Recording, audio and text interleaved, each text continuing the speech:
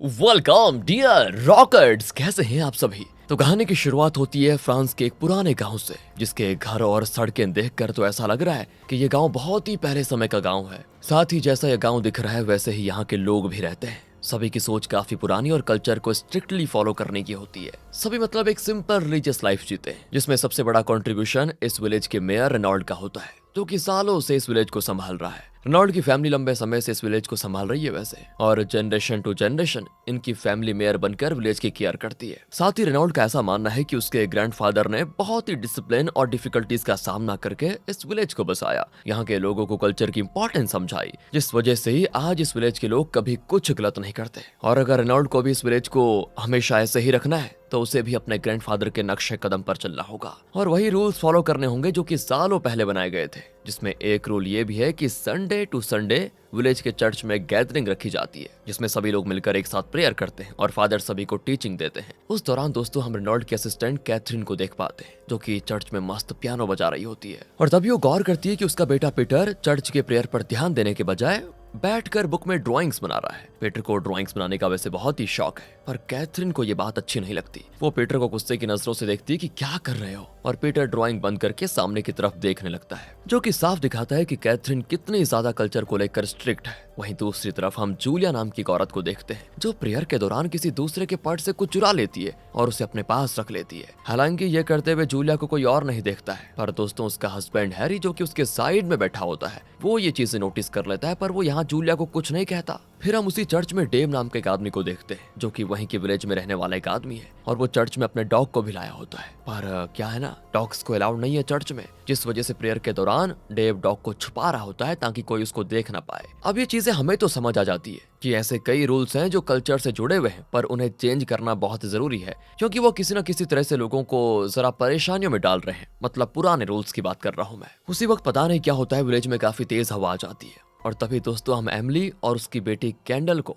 Village में आते हुए देखते हैं, जो अब से यहीं पर रहने वाले हैं। दोनों के आने से ऐसा दिखाया जाता है कि विलेज में एक अलग ही हवा बहने लगी है, और फिर इसी हवा की वजह से चर्च का दरवाजा खुल जाता है, जो कि दोस्तों इनडायरेक्टली ये कह रहा है कि शायद इस हवा से कल्चर के रूल्स चेंज हो सकते हैं। देखते हैं वैसे। पर उसी वक्त रेनॉल्ड चर्च का दरवाजा फिर से जोरों से बंद कर देता है, जिसका मतलब है कि रेनॉल्ड इन चेंजेस को इतनी आसानी से होने नहीं देगा, क्योंकि उसके लिए डिसिप्लिन और कल्चर ही सब कुछ है। आगे हम एमिली और कैंडल को अपने घर पहुंचते हुए देखते हैं, जहां उनके लैंडलॉर्ड का नाम आमंड होता है। एमिली फिर उस घर में सब कुछ ठीक करने लगती है, और शुरुआत से दोस्तों हमें समझ पाते हैं कि एमिली की सोच बाकी लोगों की सोच से काफी अलग है। अगले दिन रेनॉल्ड एमिली से मिलने आता है, और उसे मिलते ही वो खुद को एज अ मेयर इंट्रोड्यूस करने के बाद एमिली और उसकी फैमिली को चर्च आने के लिए भी इनवाइट करता है। लेकिन दोस्तों ये सुनकर एमिली बड़े पोलाइटली से इनविटेशन को मना कर देती है। रेनॉल्ड तो ये सुनकर शॉक हो जाता है कि मैं इसे इनवाइट कर रहा हूँ और ये आ नहीं रही। शायद इसका कारण यह है कि एमिली एथिस्ट है, और रेनॉल्ड भी इस बात को समझ जाता है, और हल्के से थोड़ा डिसअपॉइंटमेंट और गुस्से के साथ वो निकल जाता है। हालांकि दोस्तों जाते हुए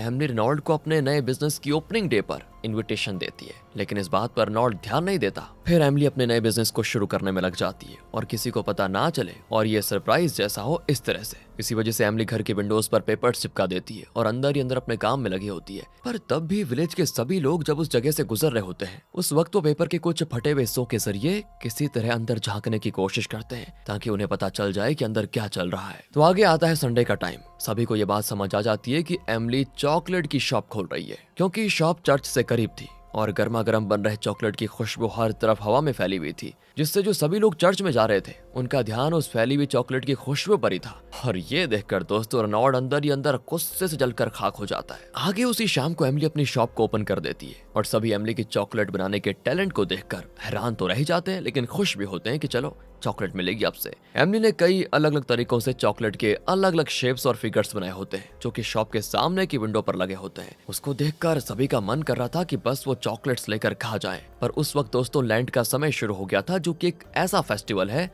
जिसमें ऑलमोस्ट 1 महीने तक लोग उपवास रखते हैं, यानी कि सिर्फ रात में ही एक बार खाते हैं, जिस वजह से ज्यादा कोई एमिली की शॉप पर जा ही नहीं रहा होता है। अगली सुबह जब कैथरीन अपने बेटे पीटर के साथ वहां से निकलती है, तब पीटर किसी तरह उस शॉप में चला जाता है, और वहां ढेरों चॉकलेट्स देखकर उसके मुंह में तो पानी आ जाता है। कैंडल तब पीटर के साथ एक छोटा सा गेम खेलती है, जिससे दोस्तों इस बात का अंदाजा लगाया जा सकता है कि किस आदमी को किस तरह का चॉकलेट पसंद आ सकता है। इसीलिए वो पीटर के साथ कोई गेम खेल रही है ताकि उसका फेवरेट चॉकलेट पता कर पाए। और फिर उसे पता चल जाता है कि पीटर को डार्क चॉकलेट ज्यादा पसंद आएंगे। तो एमिली पीटर को फ्री में एक बड़ा डार्क चॉकलेट खाने को देती है और ये बात कैथरीन को अच्छी नहीं लगती, जिस वजह से वो ये कहकर पीटर को शॉप से लेकर चली जाती है कि देखो अभी लेंट का महीना चल रहा है तो हमें 20 दिन और रुकना पड़ेगा, उसके बाद ही देखेंगे। ये सुनने के बाद तो पीटर के चेहरे पे दुख आ जाता है। बेचारे को चॉकलेट मिली थी लेकिन वो भी गई। अब हम जूलिया को फिर से देखते हैं दोस्तों, वही जूलिया जिसे हमने पहली बार चर्च में कुछ चुराते हुए देखा था। जूलिया ऐसे ही एमिली के शॉप में भी आकर करती है। वहां से भी वो एक चॉकलेट उठाकर अपने पॉकेट में रख लेती है। हालांकि यह करते हुए एमिली उसको देख लेती है, पर वो यहाँ उस पर गुस्सा होने के बजाय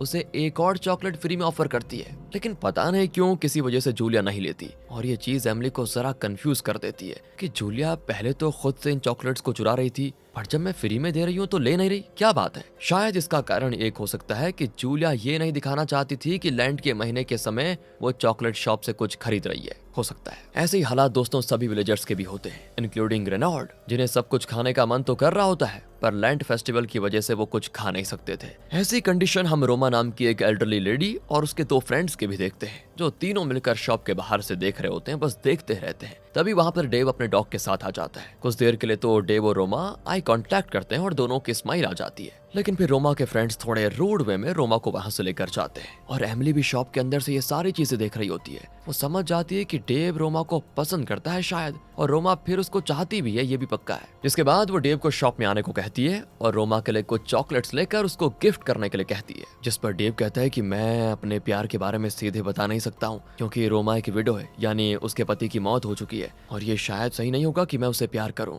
फिर हम आमंड को देखते हैं जो कि हमेशा उदास रहा करती है, और दोस्तों ये जो कैथरीन है ना, ये आमंड की ही बेटी है। एमिली फिर आमंड को चेयर अप करने के लिए उसके लिए एक बढ़िया सी चॉकलेट ड्रिंक बनाती है, जिसे पीकर वो उसे बहुत ही अच्छा लगता है, मतलब आमंड को, और उसे अपने बचपन के दिन याद आ जाते हैं। उसी दौरान दोस्तों आमंड एमिली के साथ अपनी प्रॉब्लम शेयर करती है कि देखो मुझे ये बात पसंद नहीं है कि कैथरीन अपने पति की मौत के बाद मेरे पोते पीटर को हमेशा बांध कर रखती है, यानी कि मतलब उसे अपने मन की कुछ करने नहीं देती। वैसे दोस्तों मैं आपको बताऊं, आमंड ने कैथरीन को कई बार समझाने की कोशिश की भी कि उसको आजादी दे दो, पर उल्टा कैथरीन गुस्सा होकर आमंड से बात करना ही छोड़ दिया था उसने। अब आगे एमिली जूलिया के लिए चॉकलेट लेकर उसके पति हैरी की शॉप पर जाती है, लेकिन ये बात हैरी को उतनी पसंद नहीं आती और तब हम समझ पाते हैं कि ये जो हैरी है ना, जूलिया पर बहुत ही स्ट्रिक्टनेस दिखाता है और एक तरह से उसकी लाइफ को उसने कंट्रोल करके रखा हुआ है, जिस वजह से जूलिया अपने ही पति से काफी डरती भी है। लेकिन जब एमिली जूलिया से काफी अच्छे से बात करती है तो जरा जूलिया के अंदर कॉन्फिडेंस भी आ जाता है। और दोस्तों पहले तो जूलिया और फिर उसके बाद पीटर से एमिली को ये पता चलता है कि रेनॉल्ड पूरे विलेज में सभी लोगों को उसके खिलाफ भड़का रहा है ताकि कोई भी एमिली से जाकर ना मिले, उसके शॉप पर ना जाए, वहां से कुछ खरीदे ना। ये बात जैसे ही एमिली को पता चलती है तो वो गुस्से में रेनॉल्ड के पास जाती है और कहती है कि मुझे समझ आ रहा है कि तुम क्या करने की कोशिश कर रहे हो, और एक बात याद रखो, मैं इतनी जल्दी हार नहीं मानने वाली, समझ लेना इस बात को, समझे। एमिली गुस्से में निकलते हुए रेनॉल्ड के ग्रैंडफादर के स्टैचू को भी किक करती है और अपना पूरा फ्रस्ट्रेशन दिखाते हुए चली जाती है। ये सारी चीजें होते देखकर जूलिया को दोस्तों एमिली में अपनी दोस्त नजर आती है, जिस वजह से वो एमिली के पास जाकर उससे बातें करने में लग जाती है। और फिर एमिली को पता चलता है कि जूलिया का हस्बैंड हैरी उसे बहुत ज्यादा मारता भी है, इसी वजह से जूलिया हमेशा डरी भी रहती है। तो आगे एक रात एमिली कैंडल को उसके ग्रैंड पेरेंट्स की कहानी सुनाती है, जिसमें एमिली के पिता ने सबसे पहले कोको से चॉकलेट बनाना सीखा था और इसी रेसिपी की खोज में वो कई जगह जाते थे, जिस दौरान वो एमिली की मॉम से मिले और दोनों में प्यार हुआ, दोनों में शादी हुई। पर एमिली की मॉम बस एक जगह पर जाकर अपनी जिंदगी नहीं बिताना चाहती थी, बल्कि चॉकलेट्स को ढेरों लोगों तक पहुंचाना चाहती थी, जिस वजह से एमिली की मॉम एक दिन एमिली को लेकर अपने हस्बैंड से दूर चली गई और एमिली भी कैंडल को लेकर अब ऐसा ही कर रही है दोस्तों। फिर अगले दिन हम पीटर को एमिली की शॉप पर देखते हैं। उस वक्त वहां पर आमंड भी होती है और इतने समय के बाद आमंड अपने पोते को देख पा रही थी, क्योंकि एमिली ने ही पीटर को वहां बुलाया था इसीलिए। फिर एमिली और आमंड पीटर को खुद के डिसीजंस पर लाइफ जीने के लिए कहते हैं। फिर दोस्तों धीरे धीरे हम विलेज के सभी लोगों में एक बदलाव आते हुए देख पाते हैं, मतलब ये कि सभी लोगों के मन से डर निकल रहा होता है। ऐसे ही डेव के साथ भी होता है और उसमें हिम्मत आ रही होती है कि वो रोमा से अपने प्यार का इजहार कर पाए। दूसरी ओर जूलिया भी हैरी के डर से अब बाहर आ जाती है और एक शाम तो वो घर छोड़कर एमिली के पास आ जाती है, ये कहते हुए कि अब वो हैरी के साथ नहीं रह सकती। और जब वो एमिली के पास जाती है तो एमिली भी मना नहीं करती, उसको अपने पास रहने के लिए हाँ कर देती है। आगे हैरी को जब ये बात पता चलती है तो वो गुस्से में आग बबूला होते हुए रेनॉल्ड के पास पहुंच जाता है और कहता है कि वो एमिली मेरी वाइफ को मैनिपुलेट कर रही है, मेरी वाइफ मुझसे दूर चली गई है, उसकी वजह से कुछ करिए। तो रेनॉल्ड सीधे एमिली के शॉप पर जाता है, जहां एमिली रेनॉल्ड को कन्फ्रंट करते हुए उसे बताती है कि जूलिया को हैरी इतने समय से मार रहा था, उसके लिए इस विलेज ने क्या किया बताओ, कभी हैरी के अत्याचार से उसे बचाया? नहीं ना। ये सुनकर अर्नोल्ड का मुंह बंद हो जाता है और वो समझ नहीं पाता क्या जवाब दे। फिर हैरी की उस हरकत के बारे में जानकर अर्नोल्ड काफी गुस्सा होता है और वो उसे लेकर जाता है चर्च में, ताकि वहां पर वो कन्फेस कर पाए कि उसकी क्या गलती है, क्योंकि अर्नोल्ड की नजरों में कन्फेस करना ही गलती की सजा है बस। दूसरी ओर जूलिया एमिली के साथ रहकर एक कंफर्टेबल और अच्छी सी लाइफ जी रही होती है, जहां से उसे हैरी के पास आने की अब कोई जरूरत नहीं थी। जूलिया एमिली से चॉकलेट बनाना भी सीख रही होती है और कुछ ही समय में वो बड़ी स्किल्ड हो जाती है। वहीं फिर हम रेनॉल्ड को दोस्तों हैरी को सुधारते हुए देखते हैं और वो उसे एक समझदार और अच्छा इंसान बनाने की कोशिश में लगा होता है, जिससे हैरी पूरी तरह बदल जाए। हालांकि होता ऐसा ही है और कुछ ही समय में हैरी पूरी तरह बदल जाता है। अब वो जूलिया के पास जाकर उसे गिफ्ट देते हुए वापस घर आने के लिए कहता है, जिस पर जूलिया पता नहीं क्यों पर जाने से मना कर देती है, क्योंकि उसे अभी भी पुराने वाले टॉर्चर भरी जिंदगी याद आ जाती है अपनी, कि पहले हैरी कैसे मारा करता था उसको। उसी दौरान विलेज के पास रोमानी लोगों का एक ग्रुप आकर रुकता है, जिन्हें लेकर विलेज के लोग इतने खुश नहीं होते वैसे। एक तो पहले से रेनॉल्ड के सिर में एमिली ने दर्द किया हुआ है, मतलब रेनॉल्ड के नजरिए से, और फिर रोमानी लोगों को लेकर उसकी टेंशन और बढ़ जाती है, क्योंकि रोमानी लोग कल्चर के हिसाब से चलने पर इतना बिलीव नहीं करते थे। हालांकि एमिली की उन लोगों से काफी बनती है, क्योंकि एमिली की सोच भी कुछ ऐसी ही थी। और उन रोमानी लोगों के लीडर का नाम होता है रॉन, जिसको देखते ही रॉन और एमिली के बीच एक हल्का सा अट्रैक्शन दोस्तों हम नोटिस कर पाते हैं। उसी शाम को हैरी जब काफी ज्यादा शराब पी लेता है, तो वो फिर से अपनी पुरानी हरकतों पर उतर आता है और शाम को एमिली के घर पहुंचकर जूलिया को मारने की कोशिश करता है, जिसमें किसी तरह एमिली बीच में आकर हैरी के सर पर एक पैन मार देती है। तब वो बेहोश होता है। यानी कि दोस्तों साफ पता है कि हैरी बदला नहीं था, बस वो नाटक कर रहा था। अगले दिन चर्च में सभी विलेजर्स को ऐसी बातें बताई जाती हैं कि देखो ये चॉकलेट और रोमानी लोग शैतान की तरह हमारे विलेज में आए हैं, जो सालों से चल रहे हमारे कल्चर को बर्बाद करना चाहते हैं। यानी कि दोस्तों एक तरह से रोमानी लोगों के खिलाफ में ये नफरत फैलाई जाती है। इतना ही नहीं, कैथरीन तो पोस्टर्स बनाकर उन रोमानी लोगों के खिलाफ अपना गुस्सा दिखाती है। उसी दौरान वो देखती है कि पीटर अपनी ग्रैंड माँ से मिलने छुप कर आता है और फिर तो वो और गुस्सा हो जाती है। यहाँ पर कैथरीन का नजरिया अलग है। वो सोचती है कि पीटर की खुशी इसमें नहीं है जो वो कर रहा है, तो वो अपने हिसाब से पीटर की खुशी के बारे में सोचते हुए उसे वापस अपने साथ लेकर जाती है। उसी वक्त हमें ये भी पता चलता है कि आमंड को डायबिटीज है, पर कैथरीन अपनी माँ का बिल्कुल भी ख्याल नहीं रखती। और अब एमिली की बेटी कैंडल को दिखाते हैं, तो कैंडल के मन में ऐसी सोच आ जाती है कि पता नहीं ये लोग हमसे इतनी नफरत क्यों करते हैं, हमने इनका क्या बिगाड़ा है। मुझे लगता है कि मेरी माँ के विचार इन सभी लोगों से बहुत ही अलग है, इसीलिए शायद विलेज के लोग ऐसा कर रहे हैं। बेचारी को भी टेंशन हो जाती है दोस्तों। अब एक शाम को आमंड से बात करते हुए आमंड एमिली को बताती है कि मेरा बर्थडे आ रहा है और एक पार्टी रखना चाहती हूँ मैं, जिसमें मैं सोच रही हूँ कि सभी लोगों को इनवाइट करूँ। एमिली मान जाती है और अगले ही दिन पार्टी की तैयारी में लग जाती है। ढेरों अलग अलग तरह के केक्स और स्वीट्स बनाने के बाद फाइनली पार्टी का दिन आ जाता है, जहां विलेज से ज्यादा लोग तो पार्टी में नहीं आते, क्योंकि उन्हें रेनॉल्ड का डर था। हालांकि वो आना तो चाहते थे, लेकिन डर की वजह से नहीं आए, पर तब भी कई लोग ऐसे थे जो पार्टी में आ जाते हैं। और यहाँ पर यह फैसला होता है कि कोई भी रेनॉल्ड को इस पार्टी के बारे में नहीं बताएगा। उस पार्टी में दोस्तों रॉन भी आता है, वही रोमानी ग्रुप का लीडर, जिसे देखकर तो कई लोग हैरान भी हो जाते हैं कि रोमानी लोगों को भी बुलाया है क्या इसमें। धीरे धीरे सब समझ जाते हैं कि रोमानी लोगों का बिना किसी वजह से बदनाम किया जा रहा है, जबकि वो बहुत ही अच्छे हैं। उस पार्टी में दोस्तों पीटर भी आया होता है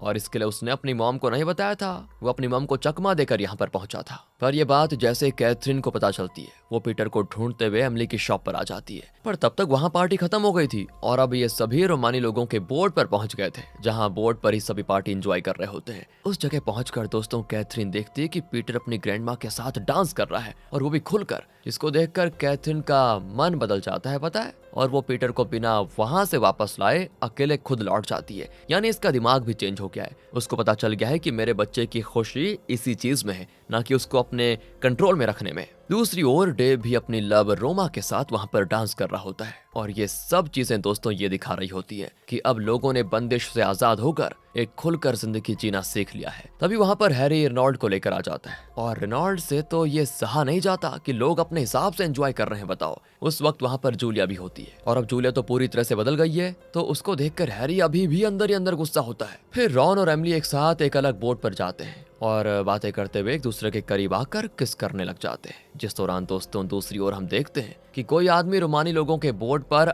आग लगा रहा है, जिस वजह से सभी बोट जलने लग जाते हैं। रॉन फिर वापस आकर अपने लोगों को बचाने लग जाता है। इस समय तो एमिली को ऐसा लगता है कि कैंडल और जूलिया सामने वाली बोट में है जिसमें आग लगी हुई है, और अगले ही पल उस बोट में ब्लास्ट हो जाता है। एमिली तो पागलों की तरह रोने बिलखने लग जाती है कि उसने अपनी बेटी को खो दिया। पर तभी जूलिया दूसरी ओर से कैंडल को लेकर आती है, तब जाकर उसकी जान में जान आती है कि चलो तुम बची हुई हो। अब आगे उसी रात रॉन एमिली को बताता है कि मुझे अपना घर खोने का दुख नहीं है, पर अब मैं यहाँ पर नहीं रहूंगा, और अपने लोगों के साथ कहीं और चला जाऊंगा। इस दौरान दोस्तों हम ये भी देख पाते हैं कि आमन की उसी रात मौत भी हो जाती है और ये बात बताने पीटर अपनी माँ के पास चला आता है। कैथरीन को भी अब बहुत दुख होता है और वो गिल्ट में चली जाती है कि उसकी माँ के आखिरी समय में भी वो अपनी माँ के साथ नहीं रह पाई। अगले दिन आमन के फ्यूनरल में रोनाल्ड के कहने पर फादर सभी के सामने ये कहता है कि आमन की मौत का कारण चॉकलेट्स भी है, क्योंकि आमन को डायबिटीज थी। ये सुनकर तो एमिली को बड़ा दुख होता है कि खामखा चॉकलेट्स का नाम बदनाम कर रहे हैं और वो हार मानने लग जाती है। सोच लेती है कि अब वो यहाँ पर नहीं रहेगी